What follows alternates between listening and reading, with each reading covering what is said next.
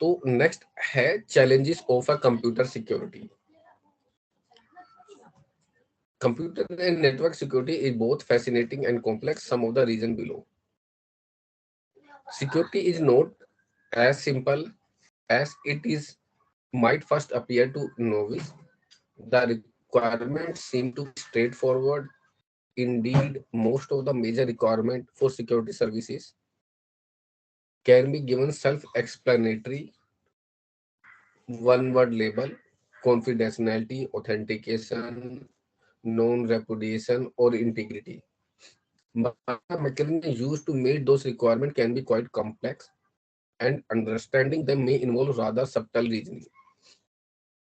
अब इसने ये क्या टर्म है और बहुत सी बातों को यहाँ पे एक ही पैराग्राफ में इनकॉर्पोरेट किया है. क्या मीनिंग है? कह रहा सिक्योरिटी का अगर ऊपर से देखें कंप्यूटर की दुनिया के अंदर तो ये बहुत आसान लगता है सुनने में, बहुत ही इजी टू अंडरस्टैंड लगता है. कोई बिगिनर लेवल का बंदा भी समझ सकता है. अच्छा यार कंप्यूटर को सिक्योर करना है, ठीक है यार, समझ आ जाती है बात.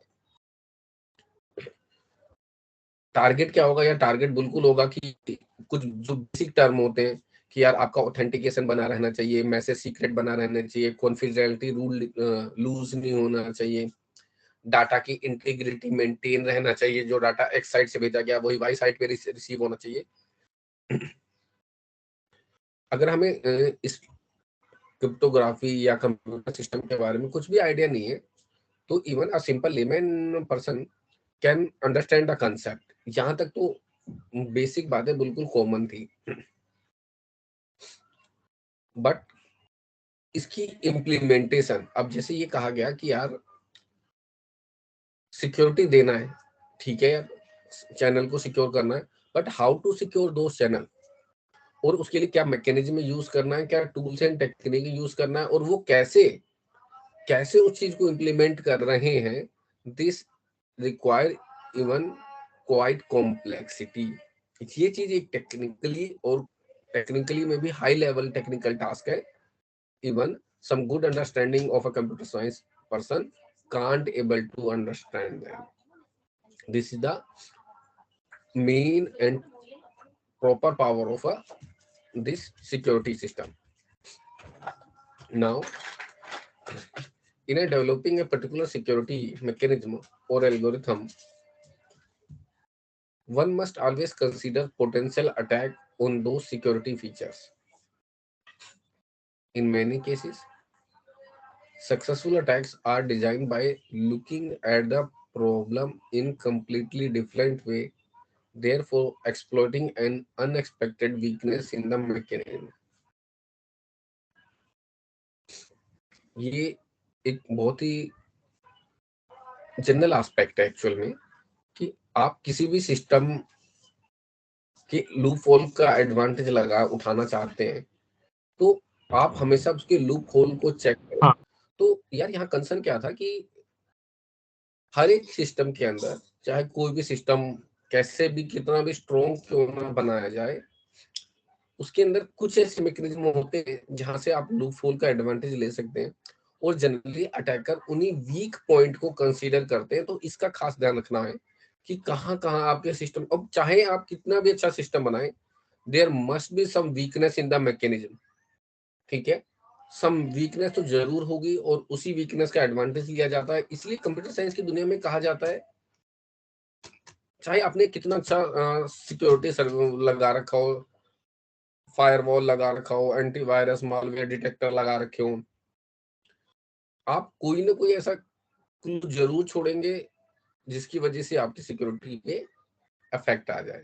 सो ये तो बहुत ही जनरल एस्पेक्ट है लेकिन बहुत कॉमन है और क्वाइट ऑब्वियस भी है, मैं इसे कहूंगा.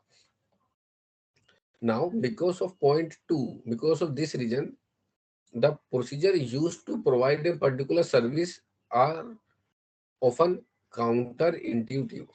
Typically, a security mechanism is a complex and it is not obvious from the statement of a particular requirement that such elaborate measures are needed. It is only when the various aspects of the threat are considered that elaborate security mechanism makes sense. तो ये उसी से connected point है और उसी बात को थोड़ा सा फर्दर एक्सटेंड करता हुआ। Then having designed various security mechanisms, it is necessary to decide where to use them. This is true both in terms of physical placement. Example, at what point in a network any certain security mechanism needed, and in a logical sense, at what layer or layers of an architecture such as TCP/IP, transmission control protocol or internet protocol, should mechanism be placed. अब ये quite interesting point है समझने के लिए।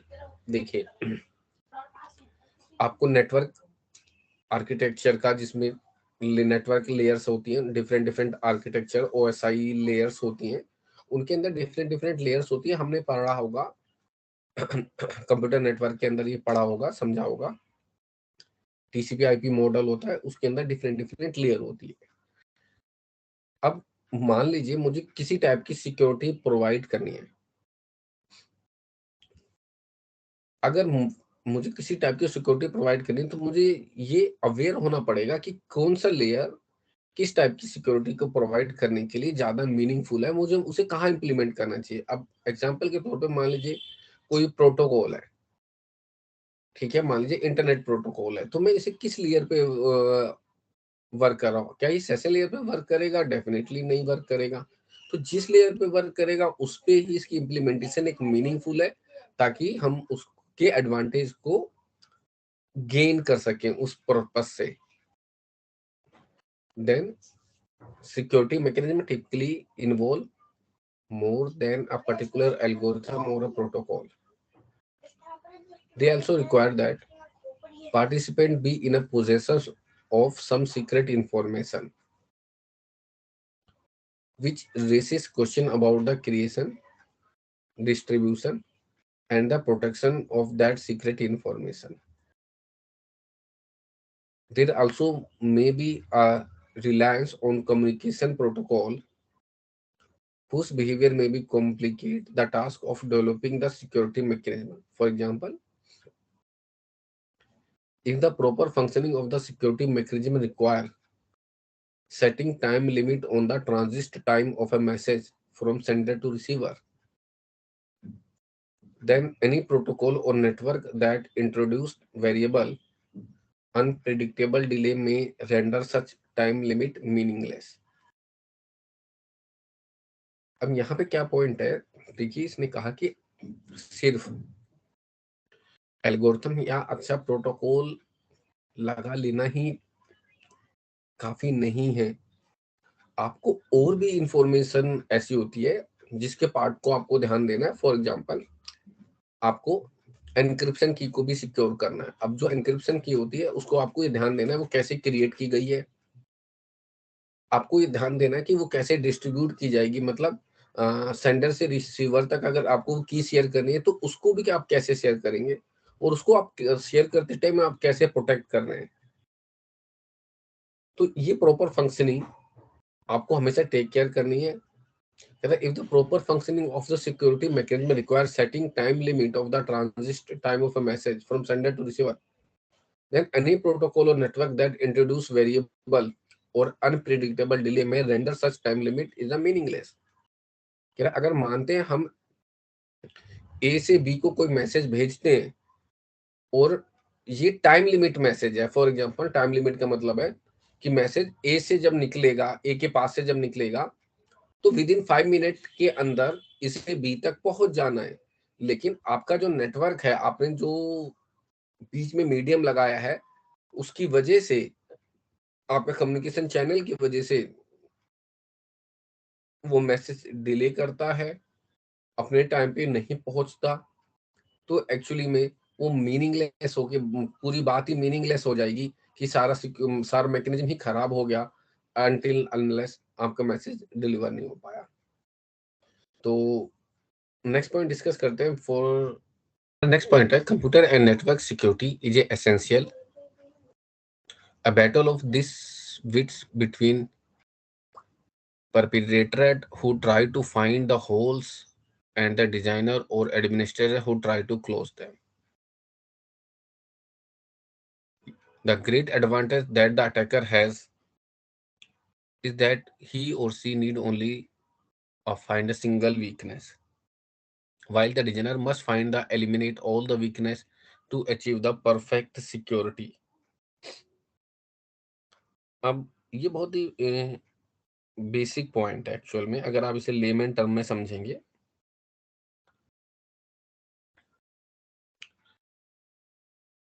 कहना क्या चाह रहा है कि यार जो हैकर है और जो सिक्योरिटी मैकेनिज्म प्रोवाइड करने वाले हैं, उनके बीच में एक बैटल सा चलता रहता है हमेशा।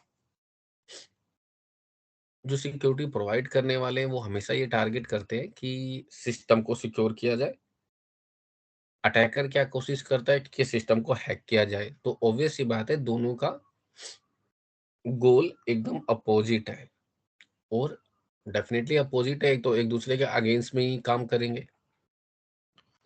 पर यहाँ कहने का पॉइंट एक ये है कि अटैकर को तो सिर्फ एक ही चांस चाहिए। जैसे हम बोलते हैं ना कि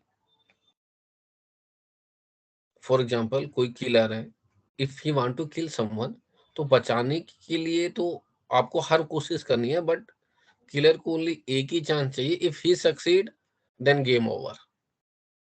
तो यहाँ पे भी यही पॉइंट है कि अगर आपको सिस्टम को स्ट्रॉन्ग करना है तो सारे लूप फोल को आपको टेक केयर करना पड़ेगा। एक लूप फोल भी अगर छूट गया, एक लूप होल भी छूट गया तो उसको एक्सप्लॉइट किया जा सकता है। Then there is a natural tendency on the part of user and system manager to perceive the little benefit from security investment until security failure occurs. तो ये तो एक नेचुरल टेंडेंसी है कि सिस्टम में जब तक कोई इश्यू क्रिएट नहीं होता, तो जो भी आप उस के कॉस्ट वाइज या और टर्म्स वाइज थोड़ा सा लाइट रहते हैं। So when it happen then you take care the things more seriously. Security requires regular, even constant monitoring, and it is difficult in today's short-term and overload environment. अब obvious ही बात है, किसी भी चीज की सिक्योरिटी जो कि लगातार एक ऑनगोइंग प्रोसेस है, वो एक डिफिकल्ट टास्क है। उसको लगातार करते रहना, उसको लगातार अचीव करना। So security is still too often an afterthought to be incorporated in a system after design is complete rather than being an integral part of the design process. Many user and even security administrator view strong security as an impediment to efficient and user-friendly operation of an information system or use of information.